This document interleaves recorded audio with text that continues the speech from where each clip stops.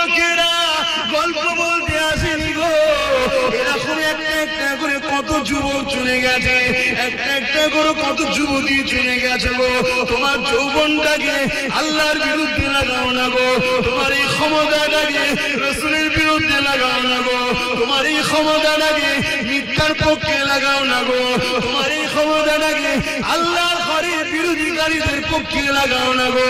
এই যুবকেরা রূপ যৌবন আল্লাহ দিয়েছে, বুড়িরা রূপ যৌবন আল্লাহ দিয়েছে, এটা আল্লাহর রাস্তায় লাগাও, আল্লাহর রাস্তায় খরচ করো, কারণ এই যৌবন বেশি দিন নয়, আবার তুমি পার্থক্য হয়ে যাবে। এই বয়সে যে বেশি বেশি করে ইবাদত করো, আল্লাহকে সিজদা দাও, রোজা রেখে রেখে জিন্দেগি কাটা, কোরআন তেলাওয়াত করে করে যদি কাটা, রাসূলের মাহফিলে গিয়ে গিয়ে যদি কাটা, হালাল ইনকাম করে করে যদি কাটা, কারণ হালাল ইনকাম করাটা ইবাদত। গরিব এতিমদেরকে দান খায়রাত করে করে যদি কাটা, কোন মানুষ বিপদে পড়েছে তাকে অর্থ যদি নাও পারো, শরীর দিয়ে মেহনত করে তাকে সহযোগিতা করতে পারো। এই যুবকেরা মনে রেখে দিও, কাল কিয়ামতের ময়দানে এত কঠিন জায়গা হবে। কি মনে করছো দুনিয়ায় সব জায়গায় দাদাগিরি দিয়ে পার হয়ে যাবে? লাঠির জোর আছে, প্রশাসনের জোর আছে, নেতার জোর আছে, সব জোর দেখিয়ে দুনিয়ায় চলে যাচ্ছ। মনে রেখে দিও আখিরাতে দেখাবে মনে করে রেখেছো না বন্ধু না। আল্লাহ কিয়ামতের দিন বলবে জাহান্নামকে, এ ফেরেশতা যা আমার জাহান্নামকে নিয়ে যা, সিরবা পাশে বা ৭০,০০০ জিনজিল দিয়ে আল্লাহ জাহান্নামকে বাঁধাবে। আল্লাহ পাকের এক একটা জিনজিলেতে ওই জিনজিলে ৭০,০০০ বাঁধা হবে, এক একটা জিনজিলে ৭০,০০০ করে ফেরেশতা ধরে রাখবে, জাহান্নামকে ধরে রাখতে পারবে না গো। লম্বা লম্বা জিল পার করে গুনাহগার ধরে ধরতে যাবে গো। ওই জমিনে আদম নবীও নফসি নফসি বলবে, মুসা নবীও নফসি নফসি বলবে, ঈসা নবীও নফসি নফসি বলবে। এ যুবকেরা তাহলে তোমার আমার কি দশা হবে সেদিন? আল্লাহ দোস্তরা, আল্লাহ নবীরা তারা যদি নফসি নফসি করে, তোমার আমার দশা কি হবে? দাদাগিরি বেরিয়ে যাবে, মস্তানি বেরিয়ে যাবে, রক্তের গরম কেটে যাবে। ওই দিনে তোমার আমার কেউ দাঁড়াবে না গো। হ্যাঁ, দুনিয়ায় যদি তুমি নবী নবী করো, তোমার চরণে নবী, তোমার কথাতে নবী, তোমার লিবাসে নবী, তোমার ব্যবসায়ী নবী, সব জায়গায় যদি তুমি নবীকে রাখতে পারো, চিন্তার কোনো কারণ নেই। ওই কিয়ামতের দিনে নবী মুহাম্মদ তোমাকে জান্নাতে নিয়ে যাবে। একটু ত্যাগ স্বীকার করো আমার সোনার ভাইরা, আমার যুবক ভাইরা, আমার বোনেরা, একটু ত্যাগ স্বীকার করো। আরে নবী আমার দুনিয়া জমিনে সে শিক্ষা যা দিয়েছে ওইটাকে আমাদেরকে মেনে চলতে হবে। নাজাত যদি পেতে চাও, এই দুনিয়া ইহুদি কি করছে, খ্রিস্টান কি করছে, নাসারা কি করছে, কে কি করছে আমার দেখার দরকার নাই, তোমারও দেখার দরকার নাই। তবে তুমি যদি ইমানদার হও, তোমার জীবনের একটাই লক্ষ্য থাকবে, কোরআন শরীফ আর সুন্নাতে রাসূল। আমার কোরআন হলো আল্লাহর বাণী, আর রাসূল হলো যেটা করেছে সুন্নাত। ওই কোরআন অনুযায়ী নবী যা করেছে, এ যুবকেরা, তরুণেরা, বাপেরা, তাহলে পরকালের জীবনটা তোমার আমার জন্য আল্লাহ পাক চির শান্তি জান্নাত দেবে। সবকিছুই আল্লাহ দেয়। পরীক্ষা করার জন্য ফেরাউন এসেছে, নমরুদ এসেছে, সাদ্দাত এসেছে, আবু জেল এসেছে, উদবা এসেছে, সাইবা এসেছে, আবু সুফিয়ান এসেছে, হিটলার এসেছে, আরো কত কত আজও আছে, কালো থাকবে। পরীক্ষার জন্য অনেক আল্লাহ পাঠায়, কিন্তু আমাদের লক্ষ্য একটাই থাকবে, কি? আল্লাহ যেদিকে খুশি। আর আল্লাহ খুশি কার কথা মানলে? জোরে বলুন।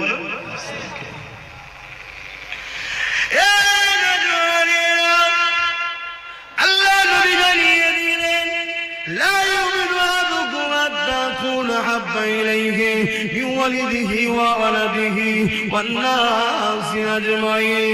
বাবারা, তোমরা নিজেকে ঈমানদার মনে করো না ততক্ষণ পর্যন্ত যতক্ষণ না তোমরা তোমাদের ধন দৌলত, জমি জায়গা, টাকা পয়সা, এমনকি নিজের জানের দেখো আমি রাসূলুল্লাহকে বেশি না মহব্বত করবে, ততক্ষণ পর্যন্ত তোমরা ঈমানদার হতে পারবে না। এই যুবকেরা, ঈমান ছাড়া কখনো জান্নাতে যাওয়া যাবে না। ঈমান কি জিনিস? এক কথাই হলো জীবনের সব কিছু থেকে আল্লাহ আল্লাহ রাসূলকে বেশি ভালোবাসা। পারবে তো? জীবনের সব কিছু থেকে আল্লাহ আল্লাহ রাসূলকে বেশি ভালোবাসা। ঘরে যাবেন, যে আয়নার সামনে দাঁড়াবেন, দাঁড়িয়ে জিজ্ঞেস করবেন, হ্যাঁ আয়না, আয়নাটা ছবি পড়বে না, ওকে জিজ্ঞেস করবেন তুই সব কিছুর থেকে কাকে বেশি ভালোবাসিস? যদি তোর আয়নার ছবি বলে যে আল্লাহকে ভালোবাসিস, জানবেন ঠিক জায়গায় আছে। কেন মানুষ সবাইকে ধোঁকা দিতে পারে, নিজের মনকে কখনো ধোঁকা। তখনই তোমার বিবেক বলে দেবে তুই তো মিথ্যা কথা বলছিস রে, তোর সামনে যদি 10,000 টাকা দেওয়া হয় তুই তো অমনি সঙ্গে সঙ্গে নামাজ কাজাকাজি ছুটবি। তাহলে কি মহব্বত রইল? তোমার বিবেক উত্তর দিয়ে দেবে। বাবার আল্লাহকে যারা মহব্বত করেছে, নবীকে যারা মহব্বত করেছে, তাদের জীবন আদর্শ আমাদের জন্য মডেল গো। আল্লাহ কোরআনে নবীদের জীবনী আমার নবীকে শুনিয়েছে, বিশ্বের মানুষের কল্যাণের জন্য মেসেজটা রয়ে গেছে।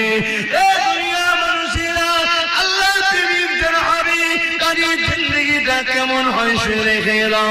ফেরাউন বলে একটা রাজা ছিল, যাকে আল্লাহ পৃথিবীর রাজত্ব দিয়েছে গো। একটা রাজ্য নয়, একটা দেশ নয়, পৃথিবীর সম্রাট ছিল, পৃথিবীর রাজা ছিল। তার এত পাওয়ার ছিল, এত শক্তি ছিল, সেই শক্তি পাওয়ার নিয়ে সেই নিজে একদিন নিজেকে খোদাই দাবি করে বসলো। সেই খোদাই দাবি করে দুনিয়ার মানুষকে তার দাসত্বের গোলাম বানাতে লাগলো।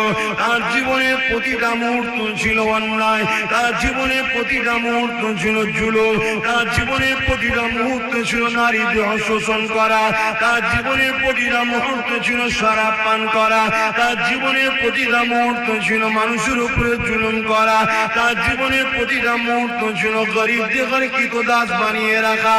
এই যুবকেরা, আজও যদি কেউ শরাব পান করে, আজও কেউ নারী দেহ শোষণ করে, আজও কেউ যদি গরিবদের উপরে জুলুম করে, অবশ্যই সেই মুসা নবীর সাথে থাকতে পারে না, সে ফেরাউনের সাথে থাকবে। ইতিহাসের পাতা সাক্ষী দিয়ে দেয়, এই ফেরাউনের আমলে ফেরাউনের ঘরে একজন মেয়ে কাজ করত, যিনার নাম হল হযরত মাসাত্তা। গরিব মেয়ে ছিল, যার তিনটে আল্লাহ সন্তান দিয়েছিল। স্বামী হারাই তিনটে সন্তানকে নিয়ে ফেরাউনের ঘরে লালন পালন করে কাজ কাম করে জীবন যাপন করত। কিন্তু মাসাত্তা অন্য মানুষের মতো ফেরাউনকে কিন্তু খোদা বলে মানে না। ওই মাসাত্তা অন্তরে অন্তরে এক আল্লাহকে মেনে নিয়েছিল। ইতিহাস আমাদের জন্য কিন্তু শিক্ষা দিয়ে যাচ্ছে, তাই তো নাকি? ইতিহাস আমাদের ঘরে কি শিক্ষা দেয়? আমাদের ঘরে আমাদের ভবিষ্যৎ গড়ার শিক্ষা দেয়, আমাদেরকে জানায় ইতিহাস।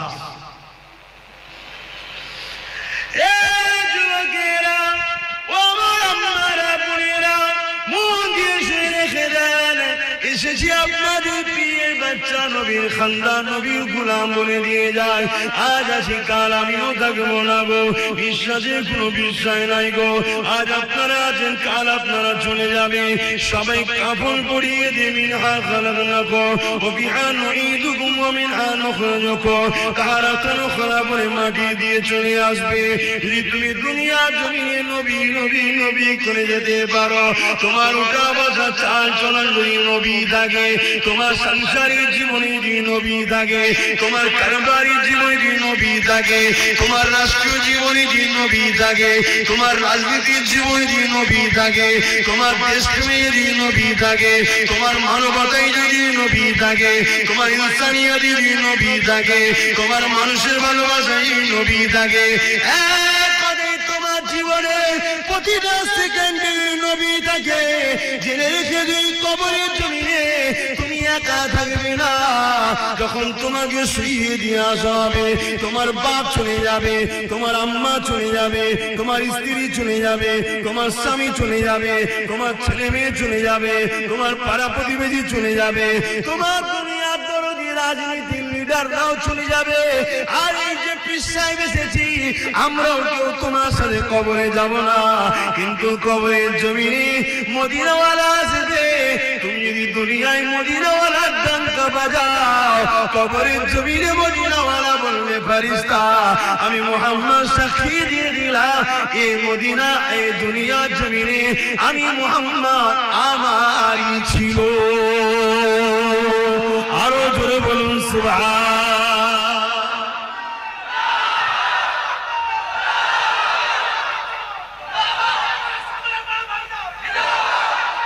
আল্লাহু আকবার।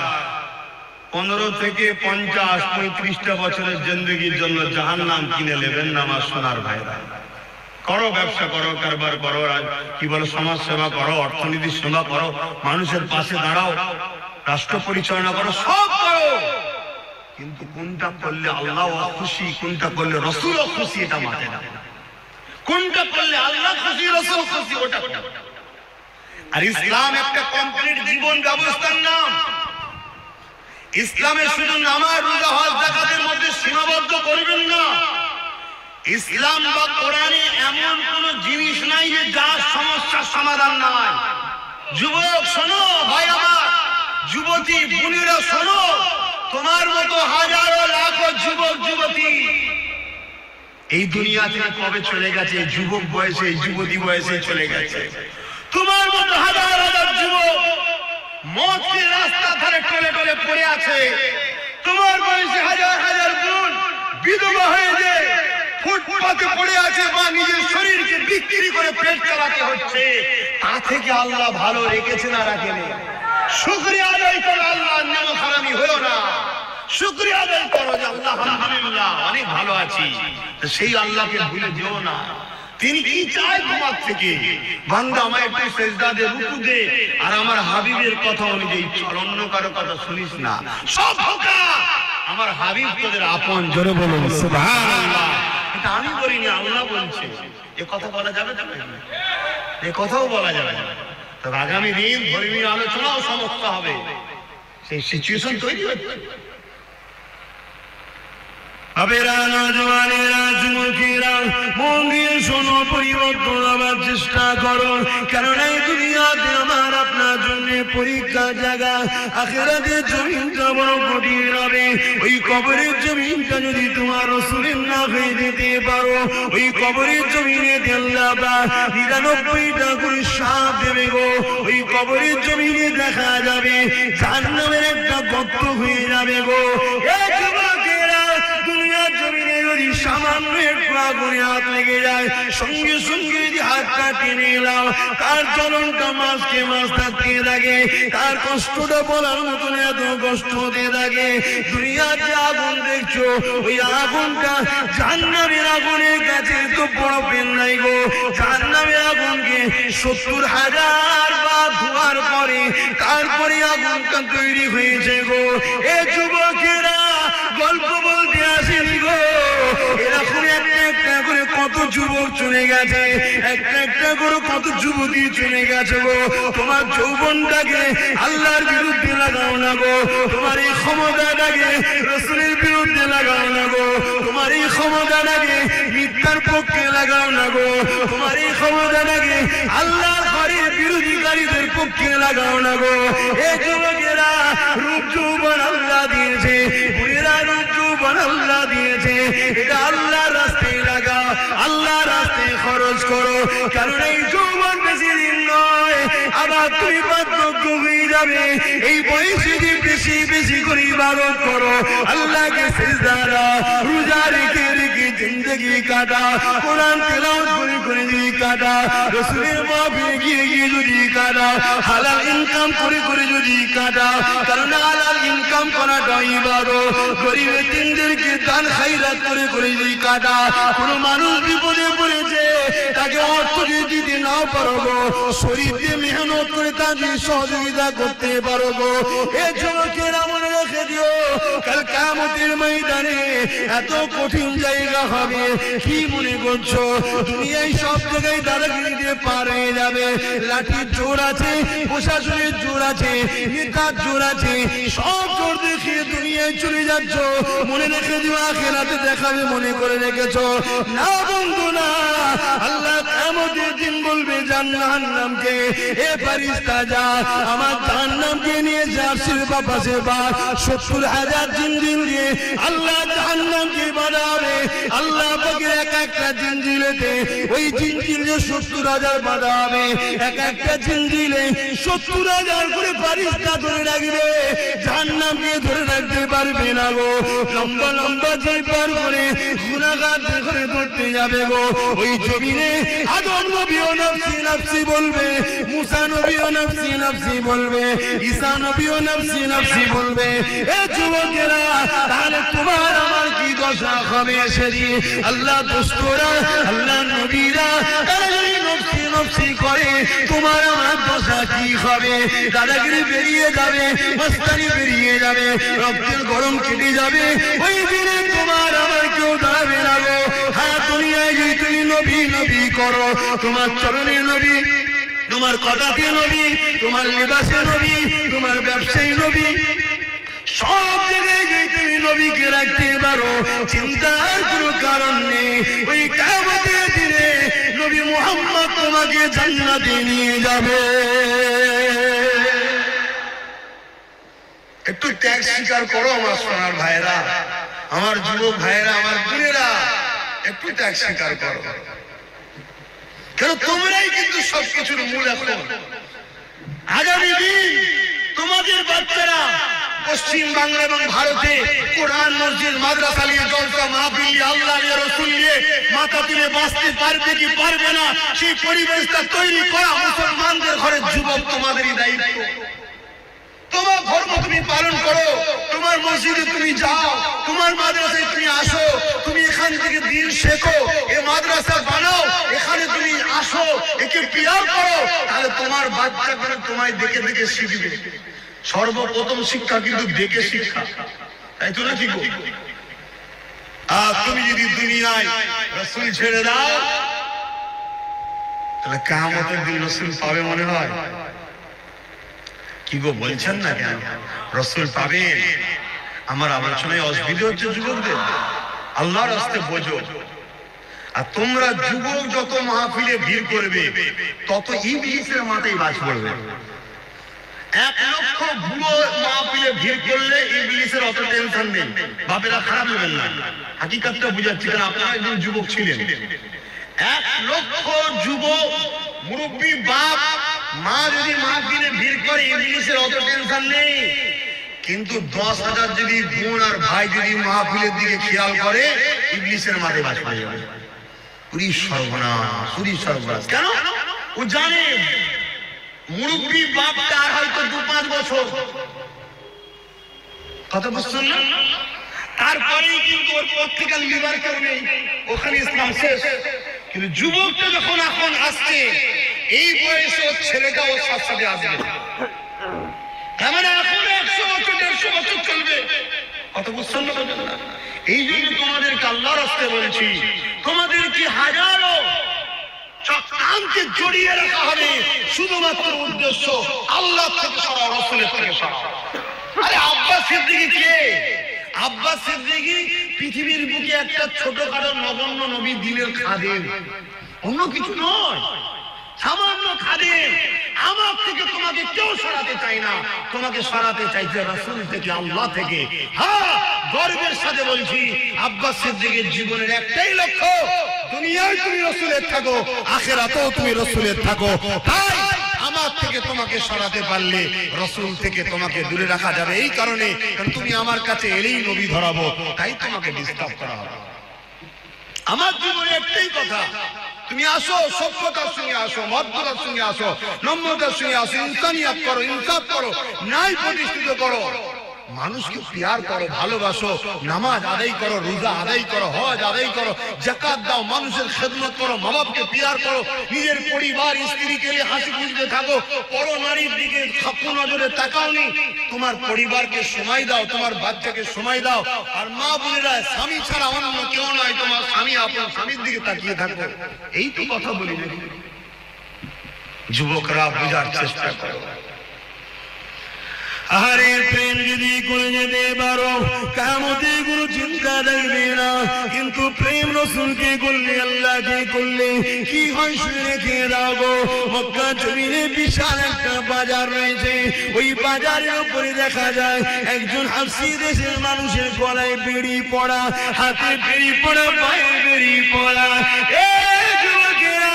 গরম বাড়ির উপরে চিজ করে শুইয়ে দিয়ে বুকের উপরে বাড়ির পাথর চাপিয়ে দিয়েছে, নিঃশ্বাস নিতে পারছে না, এমন করে চুলগুলো উস্কো খুস্কো, খালি পায়ে ধুলো জামা মোজাগানো, এইরকম একটা দেশের কালো মানুষ আসমানের দিকে বারবার চেয়েছে, জবানে কি যেন বিড়বিড় করে বলতে লেগেছে। কয়েকজন লিডার আছে, তার কানে কানে যেন কি বলতে লাগলো, কি বলেছিল, তোরা মুহাম্মাদের দল ছেড়ে দে, আমাদের দলে চলে আয়, রহমানের দল ছেড়ে দে, ইবলিসের দলে চলে আয়, নামাজ ছেড়ে দে, রোজা ছেড়ে দে, হজ জাকাত ছেড়ে দে, গান বাজনা, সিনেমা, যাত্রা, মদ, জুয়া, গাঁজা, জিনা, ব্যভিচারিতে চলে আয়। এই যুবকেরা, তরুণেরা এইভাবে যখন এই কালো হাবশী যুবকটাকে এইভাবে জুলুম করতে লেগেছে, সে যেন বিড়বিড় বিড়বিড় করে কি বলতে লেগেছে, এমন করে রোদকে লোহাই রেখে গরম করে তার ঠোঁটে চাকা দিতে লেগেছে, তথাপিও যেন চোখ দিয়ে পানি ছেড়ে আসমানের দিকে মুখ তুলে বিড়বিড় করে কি বলতে লেগেছে। এ যুবক, মন দিয়ে শোনো, মুহাম্মদ আব্বাসের দিকে চিল্লাতে এসেছে, টাকার জন্য নয় গো, টাকার জন্য নয়, বুঝাতে চেয়েছি বুঝে নাও ভালোবাসি বলে, কেননা নিঃশ্বাসের কোনো বিষয় নয়, আজ আছি কাল থাকবো না, আজ আছো কাল থাকবে না। এত জুলুম অত্যাচার কার উপরে করতে লেগেছে, যার নামটা হলো বেলাল, যে মদিনার মুয়াজ্জিন এক সময় ছিল গো। আল্লাহ রাসূলুল্লাহ সম্বন্ধে অনেক ঘোষণা দিয়েছে গো, এখন একটি প্রশ্ন, বেলাল কি অন্যায় করেছে গো? বেলালের অন্যায় তৎকালীন আবু জেহেল, উতবা, সাইবা, বেলালের নজরে একটা, বেলাল এক আল্লাহকে মেনে নিয়েছে। বেলালের অন্যায়টা কি ছিল গো? বেলাল মুহাম্মদ রাসূলের দলে চলে গেছে। বেলালের অন্যায় কি ছিল গো? বেলাল মা বাবার সম্মানের পক্ষে গেছে, বেলাল নারীদের অধিকারের পক্ষে গেছে, বেলাল এতিমদের পক্ষে গেছে, বেলাল গরিব অসহায়দের পক্ষে গেছে, বেলাল মদের বিরুদ্ধে গেছে, বেলাল সুদের বিরুদ্ধে গেছে, বেলাল খুশির বিরুদ্ধে গেছে, বেলাল দুর্নীতির বিরুদ্ধে গেছে, বেলাল জালিমদের বিরুদ্ধে গেছে। এক কথায় এই জমিনে শান্তি প্রতিষ্ঠিত করবে যে মুহাম্মদের দিকে গেছে, তাই বেলালের উপরে এত জুলুম গো। এখন চিৎকার দিয়ে তোমাদের জানতে চাই, তোমরা যদি আল্লাহর দিকে যাও, রাসূলের দিকে যাও, ইবলিসের চালারা মারবে, জুলুম করবে, কেস দেবে, জেল হবে, জরিমানা হবে, তাহলে তোমরা চিৎকার দিয়ে বলো আল্লাহর দিকে থাকবে না, থাকবে না?